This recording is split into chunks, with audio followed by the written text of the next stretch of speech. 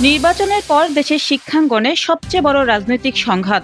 একের পর এক বিশ্ববিদ্যালয় ও কলেজে মুখোমুখি ছাত্রদল ও ছাত্র শিবির। ঢাকা কলেজ, ঢাকা আলিয়া মাদ্রাসা, জগন্নাথ বিশ্ববিদ্যালয় এবং বেগম রোকেয়া বিশ্ববিদ্যালয়, চারটি শিক্ষা প্রতিষ্ঠানে দফায় দফায় সংঘর্ষে উত্তপ্ত হয়ে ওঠে ক্যাম্পাস। আহত হন অন্তত শতাধিক শিক্ষার্থী।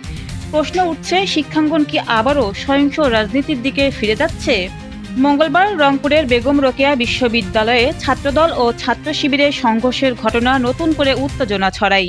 সেই উত্তাপ পরদিন বুধবার ছড়িয়ে পড়ে দেশের বিভিন্ন শিক্ষা প্রতিষ্ঠানে। ঢাকা কলেজে পৃথক কর্মসূচিকে কেন্দ্র করে মুখোমুখি হয় ছাত্রদল ও ছাত্র শিবিরের নেতাকর্মীরা। প্রত্যক্ষদর্শীদের দাবি, হলরুমে শিবিরের জুলাই কর্মসূচির ব্যানার টাঙাতে গেলে বাধা দেয় ছাত্রদল।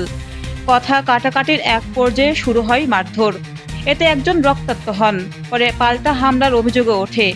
সংঘর্ষের পর সায়েন্স ল্যাব মোড়সহ আশপাশের এলাকায় অবস্থান নিয়ে বিক্ষোভ করেন ছাত্রদল ও যুবদলের নেতাকর্মীরা। এদিকে বকশীবাজারে ঢাকা আলিয়া মাদ্রাসায় হল দখলকে কেন্দ্র করে ফের সংঘর্ষে জড়িয়ে পড়ে দুই পক্ষ। দফায় দফায় ধাওয়া পাল্টা ধাওয়ায় রণক্ষেত্রে পরিণত হয় পুরো ক্যাম্পাস। উত্তেজনা ছড়িয়ে পড়ে বকশীবাজার এলাকা জুড়ে। সংঘর্ষে উভয় পক্ষের কয়েকজন আহত হন। স্থানীয় সূত্রের দাবি, এক পর্যায়ে ছাত্রদলের কর্মীদের সঙ্গে কিছু বহিরাগত যোগ দেয়। পরিস্থিতি নিয়ন্ত্রণে শেষ বিকেলে পুলিশ মোতায়েন করা হয়।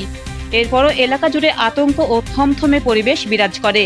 অন্যদিকে জগন্নাথ বিশ্ববিদ্যালয়েও সংঘর্ষে জড়ায় ছাত্রদল ও ছাত্র শিবির। এ ঘটনায় জকসুর জিএস সহ উভয় পক্ষের বেশ কয়েকজন আহত হন।